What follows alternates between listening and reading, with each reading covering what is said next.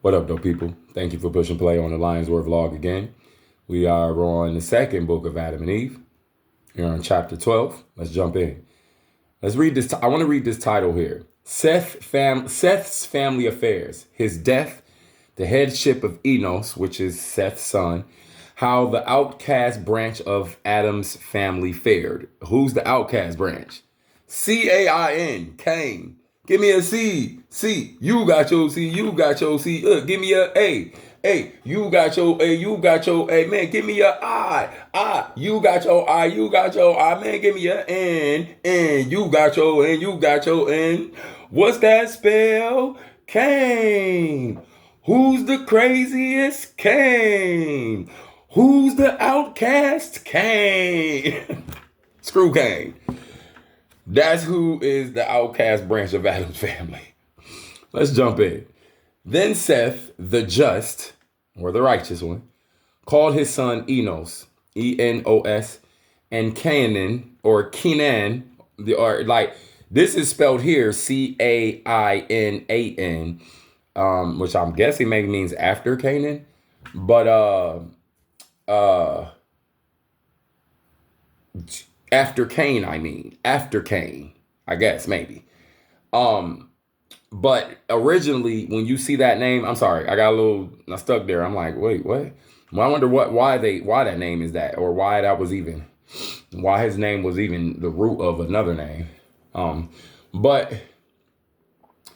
that spelling is actually not how you spell the name, is what I'm trying to say. The name for Canaan ends up being like K-E-E-N-A-N.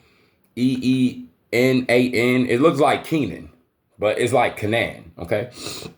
So, Canaan, son of Enos, okay? So that's Seth's grandson, Canaan. And Mahala, really, this is how you probably saying this is. So it's Mahala, it's Mahala.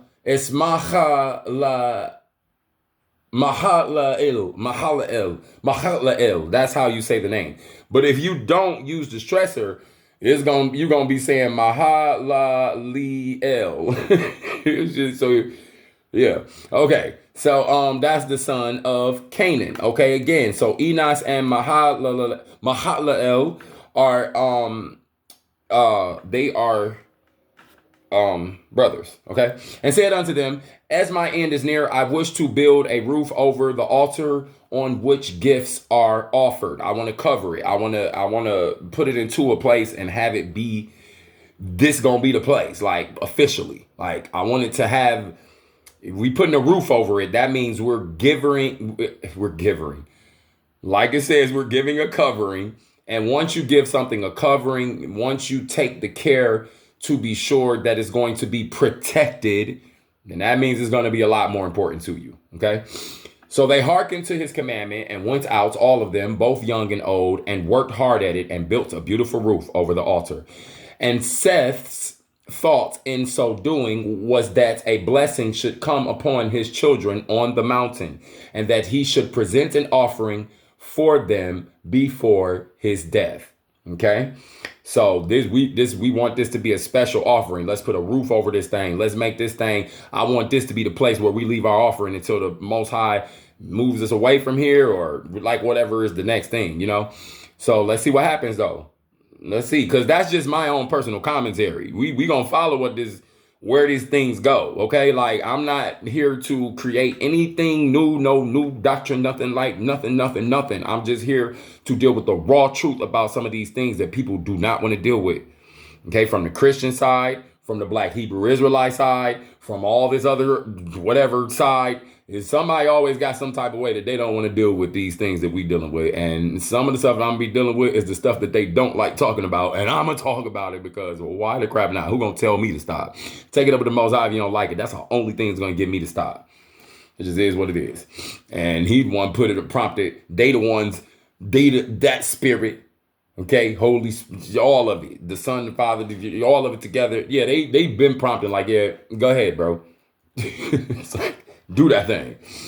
Just like I said in some videos ago, do that thing, do it. Anyway, where was I at? Okay, so Seth thought in building the roof was that a blessing should come upon his children on the mountain, and that he should present an offering for them before his death. So it could be special. Then, when the building of the roof was completed, he commanded them to make offerings. They worked diligently at these and brought them to Seth, their father, who took them and offered them upon the altar and prayed God to accept their offerings and to have mercy on the souls of his children and to keep them from the hand of Satan. Before I go on, I have been a little under the weather. That's why, like, I'm a few days off, because I know I said I was about to start doing every other day, and I meant that. I'm just a few days off of every other day because I got hit with some whatever crap it was over the last 3 days or whatever. But man, I knocked that junk out and keep it pushing. I'm not about to do all that weird sitting around sick stuff. I'm sick. Feel bad for me. Go on Facebook and tell me I don't feel good. I don't care. I'm like, whatever, bro. So forgive me if you like that cough. Like, you forgive me if you hear a little bit of that. It's on its way out. I ain't whatever, dog. It gotta go. I don't play that junk.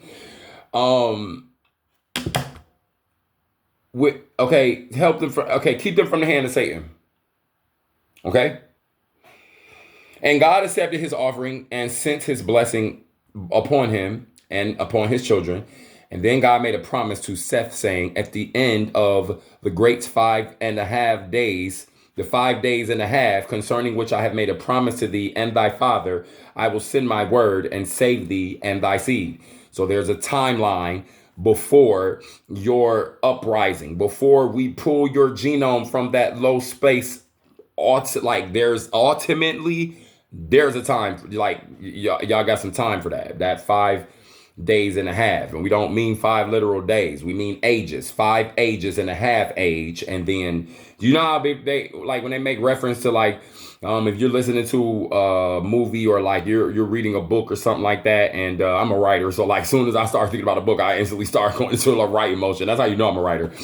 But like and it'd be like in those days, Morgan Freeman is narrating this. In those days, none of the people decided to ever think about where they wanted to be. It's like, in that day, they meant like that generation, that time frame, that season, that era, this part of the whole picture, this particular space. So it says 5 days and a half. We talking some eras, some time, seasons. Well, however long these seasons are, that's what we have a sense of measurement of time for, how long it's going to be before we can, at least he's telling Seth this, how long it's going to be before you get pulled back up to the higher place. Like, just like the promise I made to you and your father. That's what he says right there. Then Seth, and his children and his children's children met together and came down from the altar and went to the cave of treasures, where they prayed and blessed themselves in the body of our father Adam and anointed themselves with it. Okay. But Seth abode in the cave of treasures a few days and then suffered sufferings unto death. So Seth was really, Seth was, it seemed like he really missed his dad. His mom's not there at this point also. So yeah. So he just stayed behind to probably feel close to Adam, and he's grieving again. Like, right. So remember, Adam just vacated not too long ago. So he's there in the cave. Remember that. Right. Then Enos, his firstborn son, came to him, or let's see what's happening, because I assume, but the work is going to lead us where we're supposed to go. Then Enos, his firstborn son, came to him with Canaan, his son, and Mahalalel.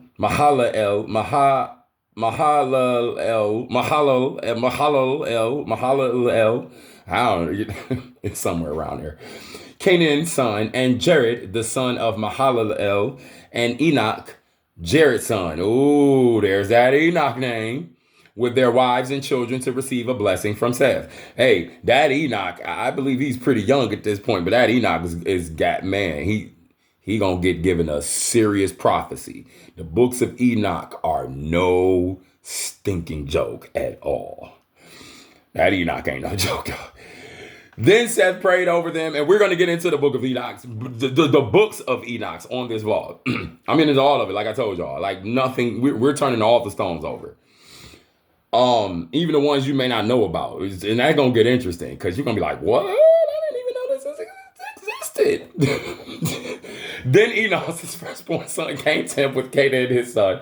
Okay, I already read all that. And Enoch, Jared's son, with their wives and children to receive a blessing from Seth. Then Seth prayed over them, and blessed them and adjured them by the blood of Abel the just, saying, I beg of you, my children, not to let one of you go down from this holy and pure mountain. Why? Let's see. Make no fellowship with the children of Cain, the murderer and the sinner who killed his brother. For you know, O my children, that we flee from him and all his sin with all our might, because he killed his own brother Abel. After said this, no caption needed, no comment needed, no.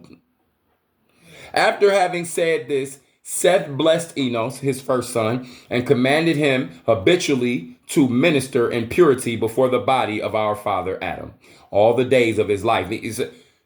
Like in reverence and respect. All the days of his life, then, also to go at times to the altar which Seth had built. Like I said, Seth wants to make this an official place. And he commanded him to feed his people in righteousness, in judgment, and purity all the days of the rest of his life. Then the limbs of Then the limbs of Seth were loosened. His hands and feet lost all power. His mouth became dumb and unable to speak, and he gave up the ghost and died the day after his 912th year. I don't know if they were living that long back then. I'm gonna tell y'all what I think it is. I think the time frame, like how we measure time, is different than theirs. That's what I believe. So maybe, I don't know, like when the English translate these things and they take because this thing could be written and saying something like a number times this, that, and the third, because that's how the Hebrews computed what that time frame was going to mean. But in the English, let me tell you something about these English, and especially the European who gets their hands on stuff like this. They're very ignorant towards the original culture. They don't care. They will plug in and say anything. Like, they don't care. Like, for instance, I was just reading Isaiah chapter 14, and there was a point where it says, it makes a reference to a cockatrice, right? If you don't know that a cockatrice is actually a serpent and not like some random bird, like a chicken or something, what made me go read Isaiah 14 was that I saw a post online and it had highlighted this particular section of scripture that talked about this cockatrice. And the post literally had a picture of a cockatoo, not a cockatoo, a cockatoo.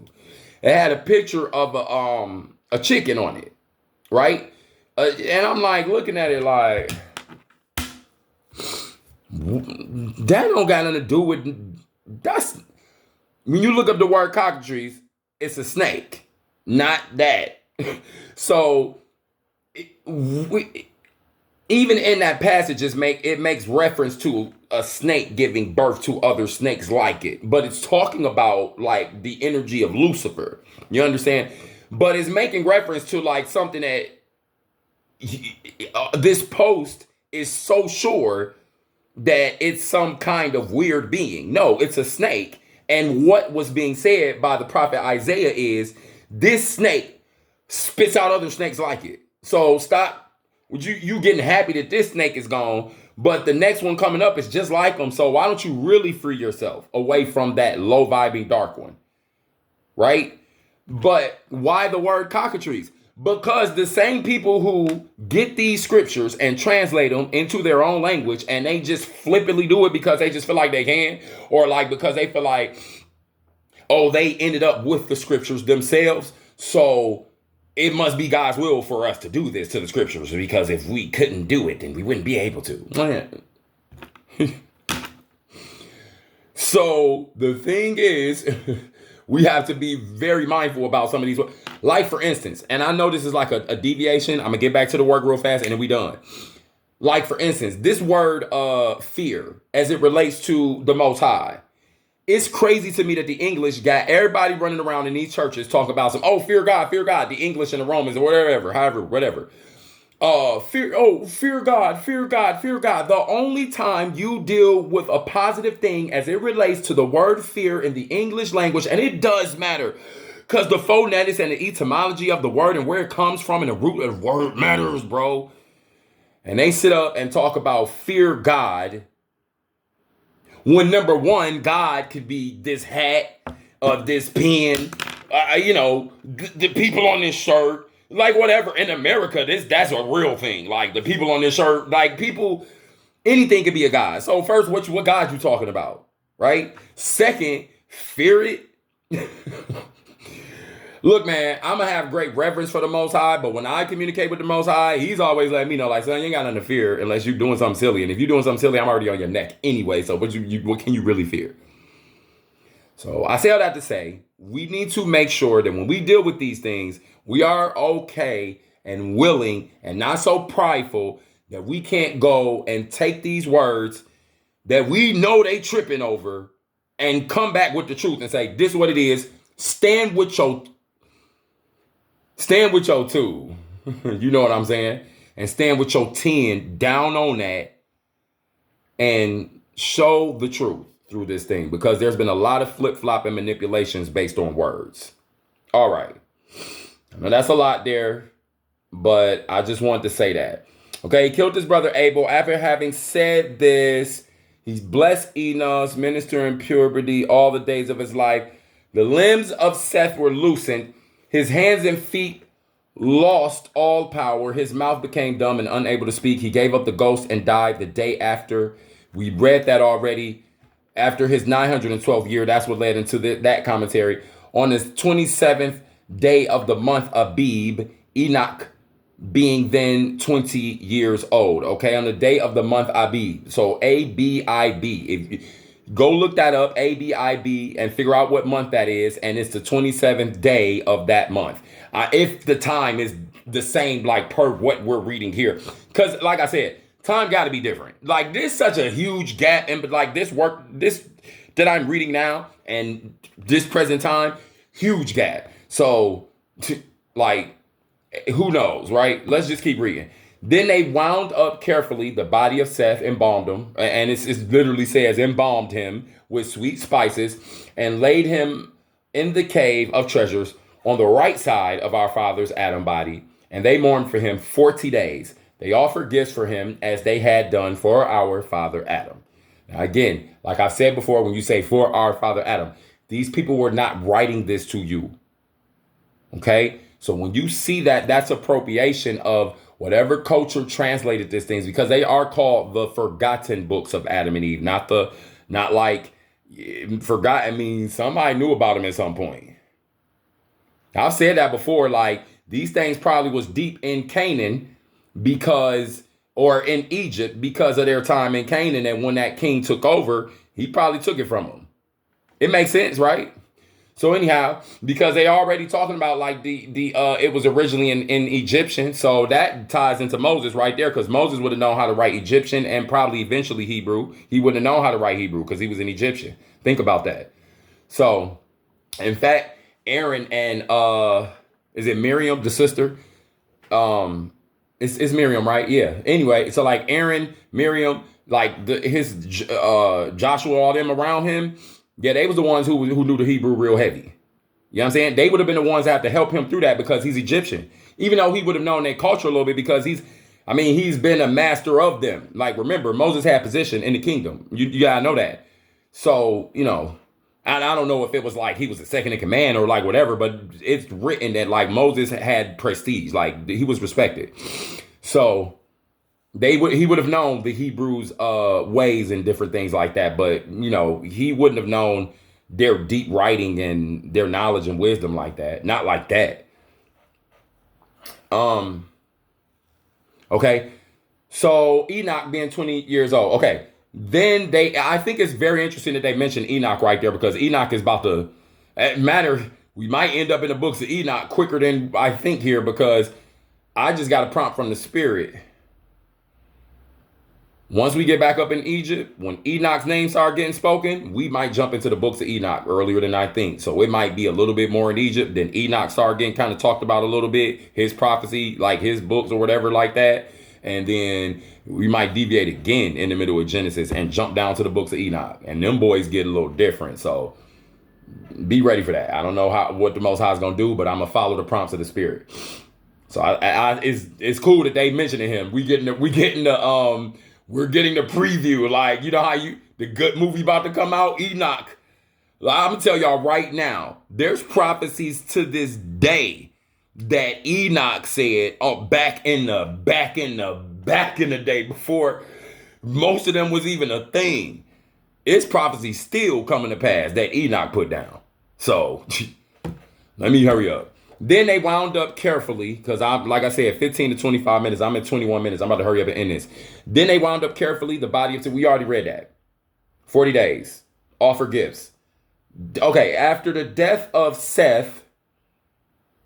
Wait a minute. What? Did I read something? Okay, no, I already read that. After the death of Seth, Enos rose at the head of his people, whom he fed in righteousness and judgment as his father had commanded him.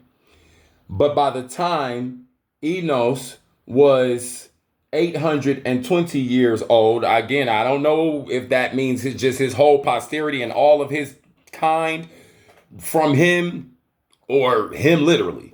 And even if that was 820 years and it's not something else, 80 actually like 82 years, and I don't know. Let's just keep going. Cain had a large progeny, which means all the children and the posterity that came from him. I don't even know you can say posterity. That's why they say progeny. For they married frequently, being given to animal lust, until the land below the mountain was filled with them. So in other words, they didn't even stop the plan or nothing. They just was being so just going at it. If you catch my drift, they going at it so much to the point to where it's like, wow, at that point, you don't have no structure. Look, I don't think that's the problem. I think the problem is there's no structure. They're probably wild as heck. If Cain allows it, Cain ain't trying to be no righteous, upright, just man. We already know that. So his posterity, or like they say, his progeny is probably on some other stuff, because, well, you're going to become what your leader is. And what your leader allows, or what's been there before you that's setting the precedent allows, if you don't put in the work to step outside of that and see what's really going on, yeah, you're going to fall to it. You know what I'm saying? So that's what we have going on. This was a good chapter. I enjoyed this chapter. I hope you did also. Hit that subscription button if you're still here. Hit that notification bell. Share it with someone who you think it will resonate with. If it resonates with you, you probably know somebody who will resonate with. Send it to them. Y'all be blessed. Come back to the next one. We on chapter 13 next, boy. Peace.